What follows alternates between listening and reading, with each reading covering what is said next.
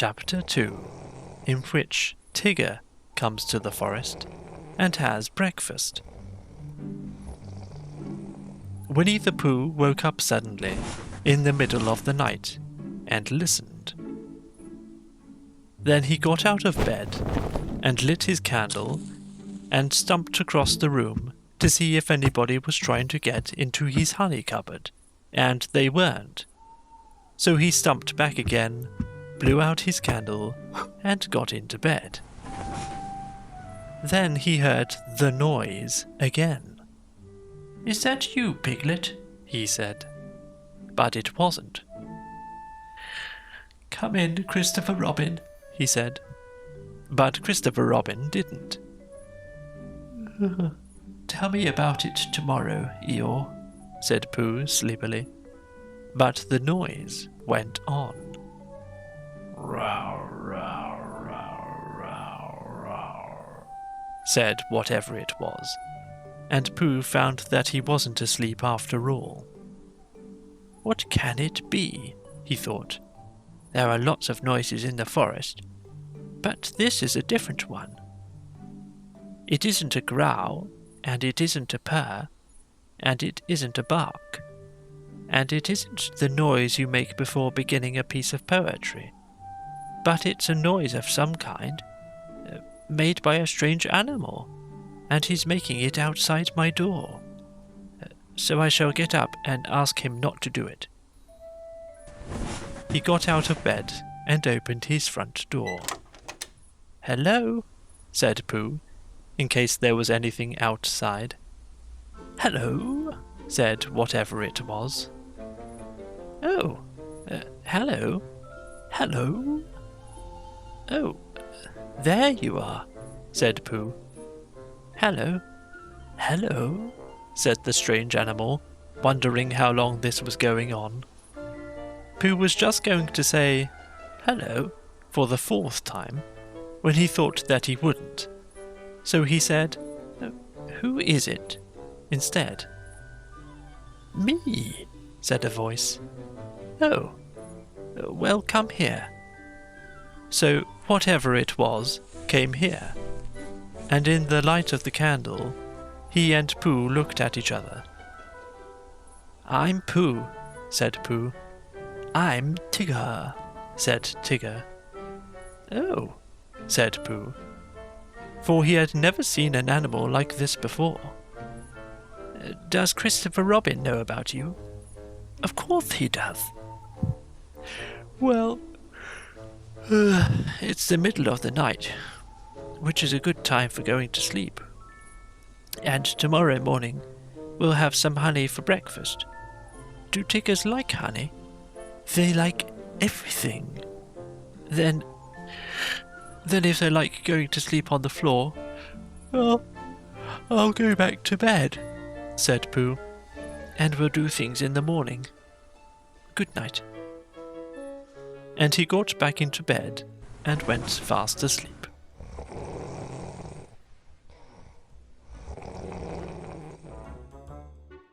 When he awoke in the morning, the first thing he saw was Tigger, sitting in front of the mirror and looking at himself. "Hello," said Pooh. "Hello," said Tigger. "I found somebody just like me. I thought I was the only one of them." Pooh got out of bed and began to explain what a mirror was. But just as he was getting to the interesting part, Tigger said, "Excuse me a moment, but there's something climbing up your table." And with one loud he jumped at the end of the tablecloth, pulled it to the ground, wrapped himself up in it 3 times, rolled to the other end of the room, and, after a terrible struggle, got his head into the daylight again, and said cheerfully, "Have I won?" "That's my tablecloth," said Pooh, as he began to unwind Tigger. "I wondered what it was." "It goes on the table, and you put things on it." "Then why did it try to bite me when I wasn't looking?" "I don't think it did." "It tried," said Tigger, "but I was too quick for it." Pooh put the cloth back on the table and he put a large honey pot on the cloth, and they sat down to breakfast. And as soon as they sat down, Tigger took a large mouthful of honey, and he looked up at the ceiling with his head on one side, and made some exploring noises with his tongue, and considering noises, and "What have we got here?" noises. And then he said in a very decided voice, "Tiggers don't like honey." "Oh," said Pooh, and tried to make it sound sad and regretful. "I thought they liked everything. Everything except honey." Pooh felt rather pleased about this, and said that as soon as he had finished his own breakfast, he would take Tigger round to Piglet's house, and Tigger could try some of Piglet's haycorns. "Thank you, Pooh, because haycorns is really what Tiggers like best." So after breakfast, they went round to see Piglet, and Pooh explained as they went that Piglet was a very small animal who didn't like bouncing, and asked Tigger not to be too bouncy just at first. And Tigger, who had been hiding behind the trees and jumping out on Pooh's shadow when he wasn't looking, said that Tiggers were only bouncy before breakfast, and that as soon as he had had a few acorns, they became quiet and refined. So by and by, they knocked at the door of Piglet's house. "Hello, Pooh." "Hello, Piglet. This is Tigger." "Oh, is it?" said Piglet, and he edged round to the other side of the table. I thought Tiggers were smaller than that." "Not the big ones," said Tigger. "They like acorns," said Pooh. So that's what we've come for, because poor Tigger hasn't had any breakfast yet." Piglet pushed the bowl of acorns towards Tigger and said, "Help yourself."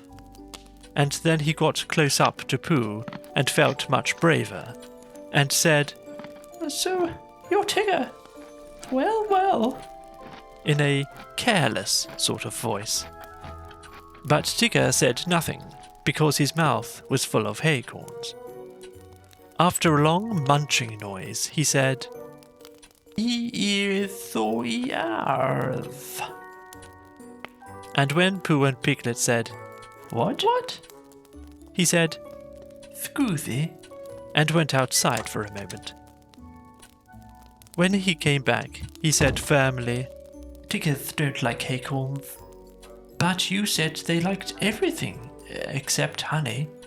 "Everything except honey and acorns."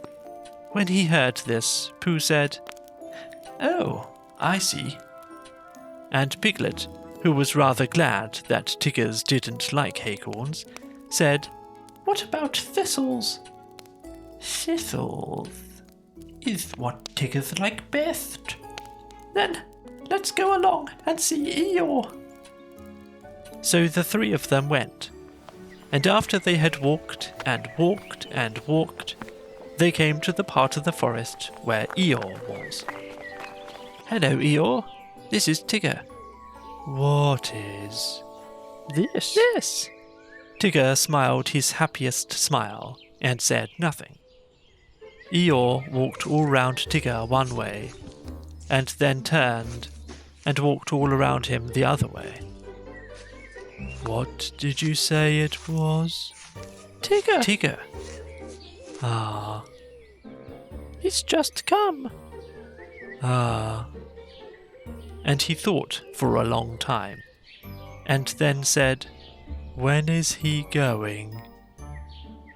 Pooh explained to Eeyore that Tigger was a great friend of Christopher Robin's, who had come to stay in the forest. And Piglet explained to Tigger that he mustn't mind what Eeyore said, because he was always gloomy. And Eeyore explained to Piglet that, on the contrary, he was feeling particularly cheerful this morning. And Tigger explained to anybody who was listening that he hadn't had any breakfast yet. "I knew there was something. Tiggers always eat thistles, so that is why we came to see you, Eeyore. Don't mention it, Pooh. Oh, Eeyore, I didn't mean that I didn't want to see you. Quite. But your new stripy friend, naturally he wants his breakfast. What did you say his name was? Tigger. Then come this way, Tigger. Eeyore led the way to the most thistly-looking patch of thistles that ever was, and waved a hoof at it. A little patch I was keeping for my birthday. But, after all, what are birthdays? Here today and gone tomorrow. Help yourself, Tigger. Tigger thanked him and looked a little anxiously at Pooh. Are these really thistles? He whispered. Yes. What tickers like best? That's right. I see. So he took a large mouthful, and he gave a large crunch. Ooh! And he sat down and put his paw in his mouth. What's the matter? Hot. Your friend appears to have bitten on a bee. Pooh's friend stopped shaking his head to get the prickles out, and explained that Tiggers didn't like thistles. Then why bend a perfectly good one? But you said that Tiggers liked everything except honey and acorns. And thistles, said Tigger, who was now running round in circles with his tongue hanging out. Pooh looked at him sadly. What are we going to do? He asked Piglet. Piglet knew the answer to that, and he said at once that they must go and see Christopher Robin.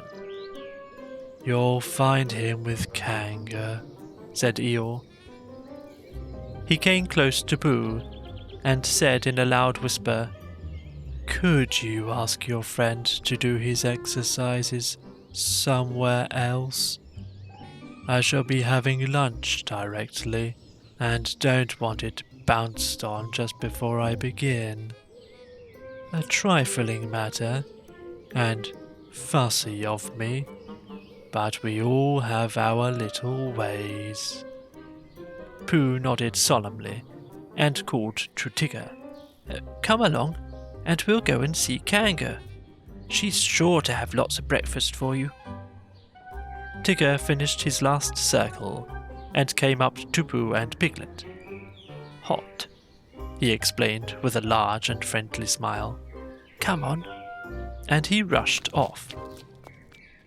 Pooh and Piglet walked slowly after him. And as they walked, Piglet said nothing, because he couldn't think of anything. And Pooh said nothing, because he was thinking of a poem. And when he had thought of it, he began, What shall we do about poor little Tigger? If he never eats nothing, he'll never get bigger. He doesn't like honey and acorns and thistles, because of the taste and because of the bristles. And all the good things which an animal likes have the wrong sort of swallow, or too many spikes. He's quite big enough anyhow. He isn't really very big. Well, he seems so. Pooh was thoughtful when he heard this, and then he murmured to himself, But whatever his weight in pounds, shillings, and ounces, he always seems bigger because of his bounces. And that's the whole poem. Do you like it, Piglet? All except the shillings. I don't think they ought to be there.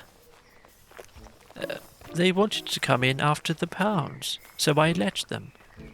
It's the best way to write poetry, letting things come. Oh, I didn't know. Tigger had been bouncing in front of them all this time, turning round every now and then to ask, "Is this the way?" And now at last they came in sight of Kanga's house, and there was Christopher Robin. Tigger rushed up to him. "Oh, there you are, Tigger," said Christopher Robin. "I knew you'd be somewhere. I've been finding things in the forest. I found a Pooh and a Piglet and an Eeyore, but I can't find any breakfast." Pooh and Piglet came up and hugged Christopher Robin and explained what had been happening. "Don't you know what Tigger's like?" "I expect if I thought very hard I should. But I thought Tigger knew." "I do. Everything there is in the world, except honey and acorns and... what were those hot things called? Thistles." "Thistles." "Yes, and those." "Oh, well then, Kanga can give you some breakfast." So they went into Kanga's house, and when Roo had said, "Hello, Pooh," and "Hello, Piglet," once, and "Hello, Tigger," twice, because he had never said it before, and it sounded funny, they told Kanga what they wanted. And Kanga said very kindly, "Well, look in my cupboard, Tigger dear, and see what you'd like." Because she knew at once that, however big Tigger seemed to be, he wanted as much kindness as Roo. "Shall I look too?" said Pooh, who was beginning to feel a little 11 o'clock-ish. And he found a small tin of condensed milk. And something seemed to tell him that Tiggers didn't like this. So he took it into a corner by itself, and went with it to see that nobody interrupted it. But the more Tigger put his nose into this, and his paw into that, the more things he found which Tiggers didn't like. And when he had found everything in the cupboard, and couldn't eat any of it, he said to Kanga, "What happens now?" But Kanga and Christopher Robin and Piglet were all standing round Roo, watching him have his extract of malt, and Roo was saying, "Must I?" And Kanga was saying, "Now, Roo dear, you remember what you promised." "What is it?" whispered Tigger to Piglet. "His strengthening medicine. He hates it." So Tigger came close and leant over the back of Roo's chair, and suddenly he put out his tongue and took one large golollop. And with a sudden jump of surprise, Kanga said, "Oh," and then clutched at the spoon again, just as it was disappearing, and pulled it safely back out of Tigger's mouth. But the extract of malt had gone. "Tigger, dear, he's taken my medicine, he's taken my medicine, he's taken my medicine," sang Roo happily, thinking it was a tremendous joke.